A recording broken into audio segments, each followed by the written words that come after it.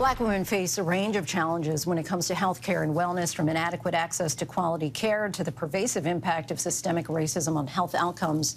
In It's Always Been Ours, Rewriting the Story of Black Women's Bodies, dietitian and author Jessica Wilson takes a comprehensive look at how Black women's bodies have been marginalized, exploited, and stigmatized throughout history, and offers a roadmap for Black women to reclaim agency over their bodies and health. Author Jessica Wilson joins us now. Thanks so much for joining us, Jessica.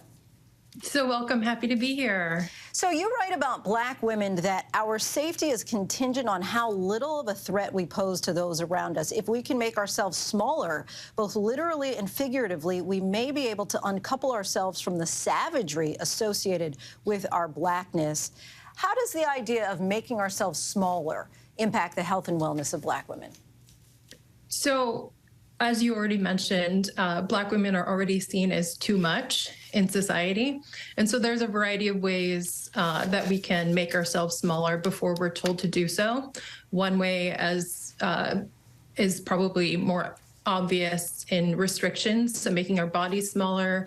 By engaging in respectability, we can conform to what society demands of us, so changing, code switching in mixed environments. And then just by pushing ourselves harder than everybody else to, prove that we deserve to be at the table. In the book, you introduce us to Lexi, a young Black woman who was bullied by her gymnastics team and coaches, which led her to develop an eating disorder. What motivated you to include Lexi's story, and how do her experiences shed light on the larger issue of eating disorders in the Black community? Sure. So her eating disorder developed much younger than college.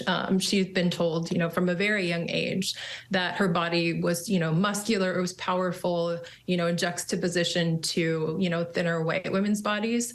And because gymnasts are literally judged, she found that making her body smaller by conforming her body to like a typical gymnast body, she was literally judged better. It was important to include the complexities that Black women face when it comes to eating disorders, because so often it's not about the thin ideal or what people think about when it comes to body image. It's about that safety and survival. You describe attending a Goop conference, which is marketed as a space for women to explore alternative health and wellness practices. How did that experience inform your thinking about mainstream wellness culture?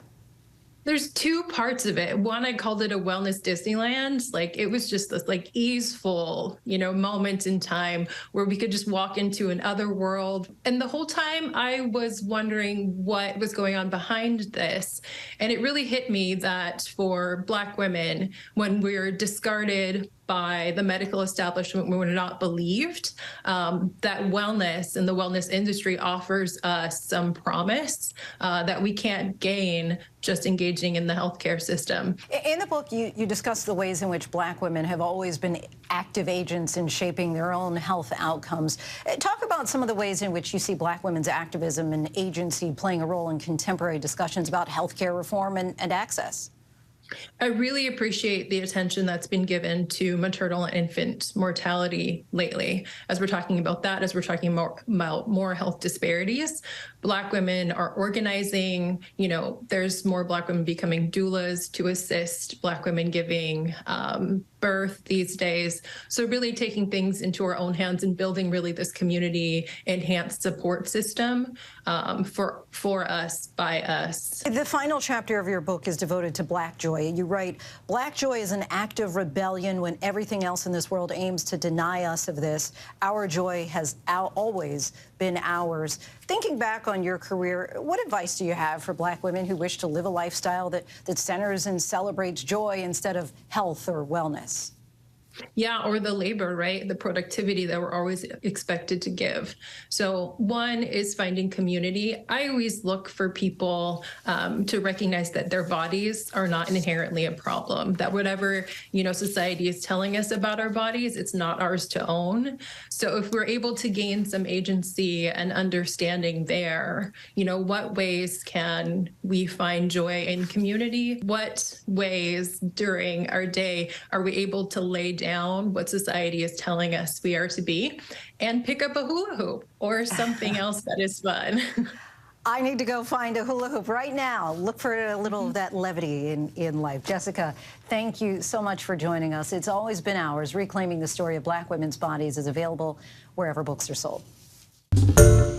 Hi, everyone. George Stephanopoulos here. Thanks for checking out the ABC News YouTube channel. If you'd like to get more videos, show highlights, and watch live event coverage, click on the right over here to subscribe to our channel. And don't forget to download the ABC News app for breaking news alerts. Thanks for watching.